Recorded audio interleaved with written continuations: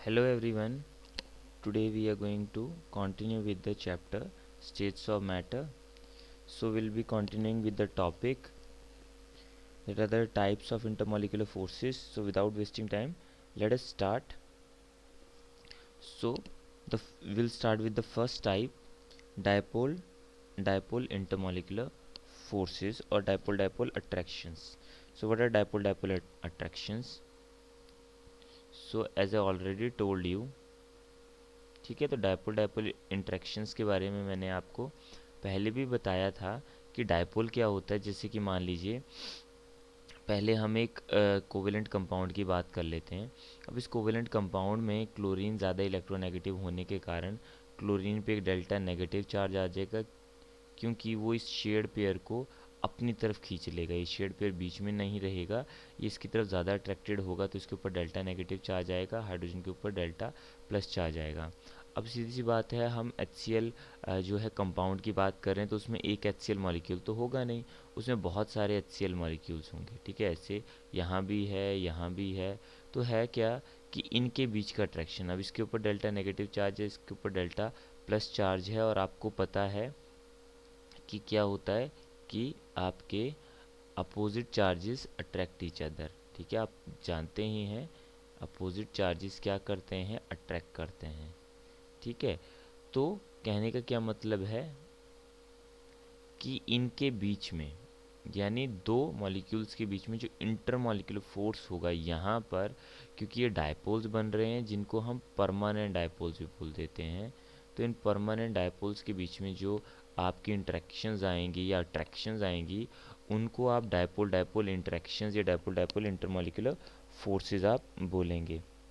ठीक है, अब यहाँ पर ये ध्यान रखिएगा कि ये जो डायपोल डायपोल हमारे फोर्सेस हैं, ये वंडरवाल फोर्सेस के ही एक टाइप हैं। So these are a type of Van der Waals forces. ठीक है, वंडरवाल फोर्सेस हम कंबाइंड में वंडरवाल फोर्सेस बोल देते हैं। अब वंडरवाल फोर्सेस में कंबाइंड में कौन कौन से आ जाते हैं, ये मैं आपको बता देता हूँ। देखिए, डायपोल डायपोल भी इसी में आता है। उसके बाद आपका जो हम सेकेंड टाइप स्टार्ट करने वाले हैं, यानी डायपोल इंड्यूस्ड डायपोल, वो भी इसी में ही आ जाता है, डायपोल इंड्यूस्ड डायपोल। और तीसरे की हम बात करेंगे, that is the dispersion forces. ठीक है, इन सभी को कलेक्टिवली अगर कहा जाए, तो इन सभी को हम कलेक्टिवली में बोल देते हैं कि these are the Van der Waals forces. अब इंटरमॉलिक्यूलर फोर्सेस पढ़ने की रिक्वायरमेंट क्यों पड़ती है, कि देखिए इससे हम कई जो हैं, क्योंकि आपको पता है कि हम यहाँ पर मैटर को बल्क में हम उसकी प्रॉपर्टीज़ को स्टडी करने वाले हैं। तो इन इंटरमॉलिक्यूलर फोर्सेस की वजह से कई प्रॉपर्टीज़, जैसे कि बॉइलिंग पॉइंट हो गया, प्रॉपर्टीज़ को हम बता सकते हैं। ठीक है, जो कि बल्क प्रॉपर्टीज़ होती हैं। So now comes the second one. ठीक है, सेकेंड पे हम आते हैं आयन डाइपोल इंटरेक्शंस पे। Ion dipole interactions. अब आयन डाइपोल इंटरेक्शन में क्या होता है कि ये इंटरेक्शंस आपकी आयन और डाइपोल में होती है। आयन तो आप जानते ही हैं। ठीक है, आयन के लिए हमें एक जो है इलेक्ट्रोवैलेंट कंपाउंड चाहिए होता है, जिसको हम आयनिक कंपाउंड भी हम बोल देते हैं। तो आयनिक कंपाउंड, जैसे कि एक मैं एग्जांपल ले लेता हूँ NaCl का। ठीक है, अब आयनिक कंपाउंड्स में आयनिक बॉन्ड होते हैं, और आयनिक बॉन्ड को हम कोवेलेंट बॉन्ड की तरह डैश के साथ नहीं शो करते। आयनिक बॉन्ड में चार्जेस होते हैं। ठीक है, अगर ऐसे चार्जेस आते हैं तो मतलब इनके बीच में आयनिक बॉन्ड है। ठीक है, कंप्लीट चार्जेस आते हैं। ठीक है, वहीं पे अगर कोवेलेंट कंपाउंड का मैं एग्जांपल दूं, तो कोवेलेंट कंपाउंड, जैसे कि एक एग्जांपल ले लेते हैं हम वाटर। तो वाटर बनाने के लिए हम ऐसे बोलते हैं ना, H2O, यानी ऑक्सीजन और हाइड्रोजन के बीच में जो बॉन्ड्स हैं, ये कोवेलेंट बॉन्ड्स हैं। ठीक है, तो वो ऐसे हम शो करते हैं। ठीक है, एक्चुअली में ये हमारा थोड़ा सा बेंड स्ट्रक्चर होता है, ऐसे होता है वाटर का। ठीक है, तो यहाँ पर अब ऑक्सीजन, क्योंकि शेड पेयर हाइड्रोजन के ऑक्सीजन के ज़्यादा पास होंगे, तो ऑक्सीजन पे क्या आ जाएगा, डेल्टा नेगेटिव चार्ज रहेगा, और हाइड्रोजन पे डेल्टा पॉजिटिव चार्ज आ जाएगा। ठीक है, तो इसमें पार्शियल चार्जेस होते हैं और इसमें कंप्लीट चार्जेस रहते हैं आपके। तो आयन भी है अब हमारे पास, और हमारे पास जो है वो एक डाइपोल भी है, जिसमें मतलब आपका परमानेंट डाइपोल रहेगा, इसमें परमानेंट डाइपोल है। तो अब इन दोनों के बीच में इंटरेक्शन किस तरह से हम कराएंगे, जैसे मान लीजिए मैंने इस आयनिक कंपाउंड को NaCl को डाल दिया वाटर में। अब आपको पता है क्या होता है कि NaCl डिज़ोल्व हो जाता है। वो डिज़ोल्व किस तरह से होता है कि Na पॉजिटिव जो आपकी कैटायन रहती है यहाँ पे, वो वाटर मॉलिक्यूल्स के साथ अलग से इंटरेक्ट करती है, और जो एनायन रहती है वो अलग से इंटरेक्ट करती है। किस तरह से, जैसे Na पॉजिटिव है तो पॉजिटिव चार्ज के पास क्या आ जाएंगे, कैटायन के पास इसकी जो नेगेटिव पार्ट है वो अट्रैक्ट हो जाएगा। ठीक है, तो यानी सोडियम आयन जो है आपकी, वो आपका ऑक्सीजन की तरफ से जो वाटर के जो ऑक्सीजन है उसकी तरफ से इंटरेक्शन होगी यहाँ पर। तो ऐसे आपका Na और Cl जो है वो कंपाउंड में से अलग अलग हो जाएंगे और पानी में ये डिज़ोल्व हो जाएंगे लाइक दिस। ठीक है, जैसे यहाँ पर शो कर रखी है इंटरेक्शंस, ऑक्सीजन की तरफ से इंटरेक्शन होंगी सोडियम आयन के साथ, और क्लोरीन आयन के साथ हाइड्रोजन की तरफ से हाइड्रोजन की तरफ से जो है वो इंटरेक्शंस होंगी, या अट्रैक्शन आप बोल सकते हो। ठीक है, तो यहाँ पर आपने यही देखा है कि opposite charges attract each other, यहाँ भी हम वही कॉन्सेप्ट लगा रहे हैं। ऐसा क्यों होगा, क्योंकि अपोजिट चार्जेस अट्रैक्ट करते हैं। तो इस तरह की इंटरेक्शंस जब होंगी, जो कि एक आयन, ठीक है ये आयन्स हैं, और ये आपका डाइपोल है, आयन और डाइपोल के बीच में, ये मैं लेबल भी करके दिखा देता हूँ आपको, ये डाइपोल है और ये हमारी आयन है। कौन सी आयन है, ये एनायन है। ठीक है, और ये कौन सी आयन है, ये कैटायन है। तो इस तरह के फोर्सेस को हम आयन डाइपोल इंटरेक्शंस बोल देते हैं। सो यहाँ पर इसका यूज़ क्या है, यहाँ पर यूज़ यही है कि ये इंटरेक्शन सॉल्युबिलिटी बताएंगे आपकी। दीज इंटरेक्शंस क्या शो करेंगे, दैट NaCl की NaCl पानी में सॉल्युबल क्यों होता है, सॉल्युबल इन वाटर, क्योंकि वो इंटरेक्ट करता है इसके साथ।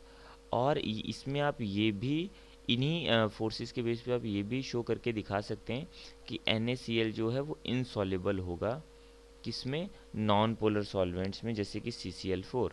अब CCl4 में सॉल्युबल क्यों नहीं है, क्योंकि CCl4 में ऐसे चार्जेस नहीं बनते हैं, इसमें परमानेंट डायपोल हैं, बट CCl4 का तो डायपोल मोमेंट ज़ीरो होता है,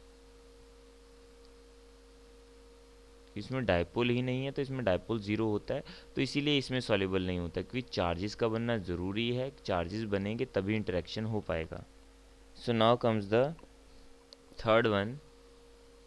ठीक है, जो थर्ड है अब हमारा वो है हमारे आयन इंड्यूस्ड डायपोल इंटरेक्शंस, यानी आयन में और इंड्यूस्ड डायपोल में क्या है, इंटरेक्शंस। अब आयन तो आपको पता ही है, जैसे मैं यहाँ पर एक एग्जांपल ले लेता हूँ, NO3 नेगेटिव। सो ठीक है, इसके ऊपर एक तरह का कंप्लीट चार्ज आ रहा है, तो ये आयन है, कौन सी आयन है, एनायन है। ठीक है, और वहीं पे अगर ये तो नाइट्रेट आयन हो गई आपकी, ये कौन सी आयन है, it is your nitrate ion. और अब मुझे एक ऐसा मॉलिक्यूल लेना है जो कि नॉन पोलर हो, ध्यान रखिएगा नॉन पोलर, क्योंकि अगर पोलर मॉलिक्यूल मैंने ले लिया तो उसमें परमानेंट डायपोल मोमेंट आ जाएगा। अगर आपको इंड्यूस्ड डायपोल चाहिए तो इंड्यूस्ड डायपोल के लिए आपको नॉन पोलर मॉलिक्यूल लेना पड़ेगा। ठीक है, अगर नॉन पोलर के बारे में आप नहीं जानते तो ये मैंने इससे पहले वाले जो वीडियो है उसमें बहुत अच्छे से एक्सप्लेन करके बताया है।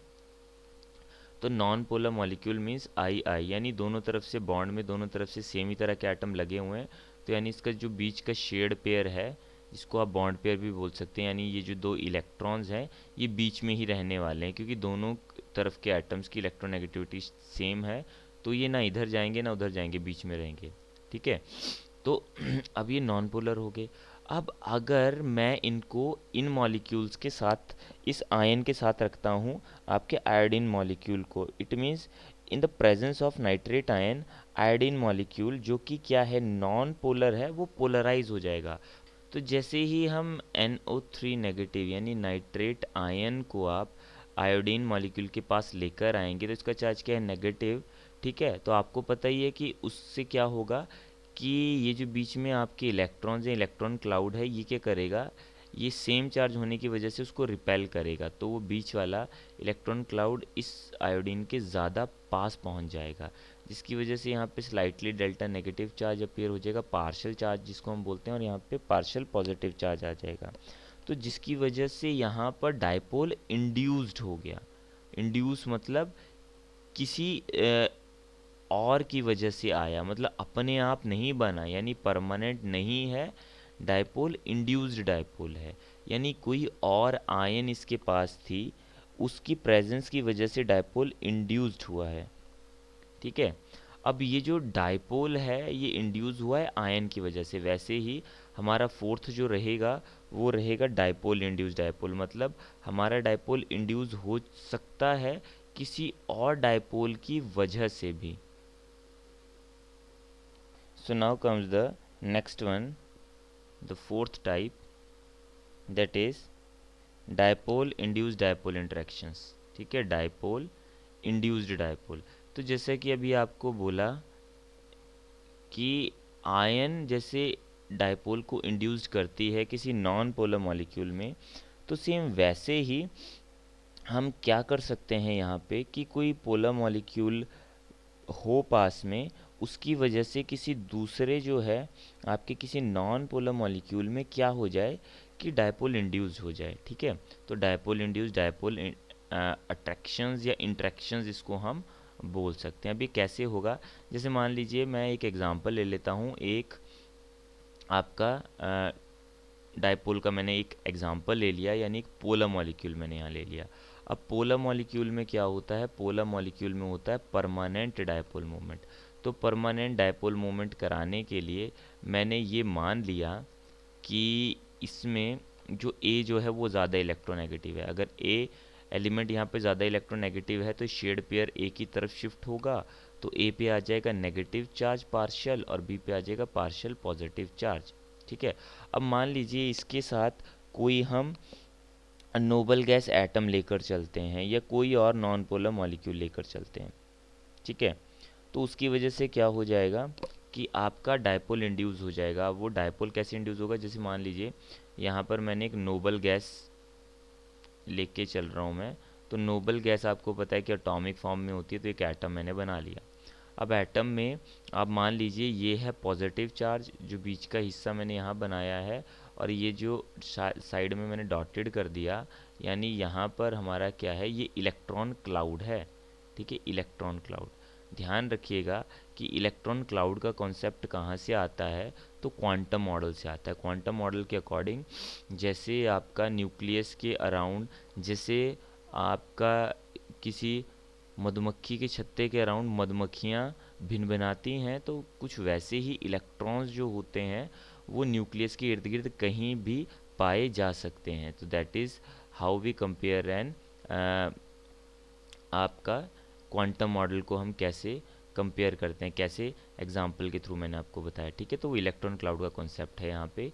तो अब जैसे ही मैं इस पोलर मॉलिक्यूल को इसके पास ले आऊँगा, तो पास लाते ही क्या होगा, अब इसका इलेक्ट्रॉन क्लाउड जो है थोड़ा सा शिफ्ट हो जाएगा। न्यूक्लियस तो उधर ही रहेगा, देखिए इलेक्ट्रॉन क्लाउड डिस्टॉर्ट हो जाएगा। ये थोड़ा सा मैंने डिस्टॉर्ट बना दिया ऐसे। ठीक है, इलेक्ट्रॉन क्लाउड थोड़ा सा डिस्टॉर्ट हो गया, यानी ये देखिए ये डेल्टा पॉजिटिव चार्ज जो है वो क्या कर रहा है, इसके इलेक्ट्रॉन क्लाउड को अपनी तरफ अट्रैक्ट कर रहा है, उसकी वजह से इसमें थोड़ा सा डिस्टॉर्शन हो जाएगा। अब डिस्टॉर्शन की वजह से यहाँ पे स्लाइटली नेगेटिव चार्ज और स्लाइटली पॉजिटिव चार्जेस डेवलप हो जाएंगे, क्योंकि ये थोड़ा सा शिफ्ट हो गया इसमें। ठीक है। तो उसकी वजह से हम क्या बोल सकते हैं कि पहले यहाँ पर डायपोल नहीं था। ठीक है, ये नॉन पोलर था, बट अब ये क्या बन चुका है, नोबल गैस एटम जो है वो पोलर हो गया। ठीक है। तो यानी आपका डायपोल इंड्यूस हो गया है। So these attractions are called dipole induced dipole. So now comes our fifth type, that are the London forces or the dispersion forces। इनको हम लंदन फोर्सेस भी बोलते हैं और डिस्पर्जन फोर्सेस भी बोलते हैं।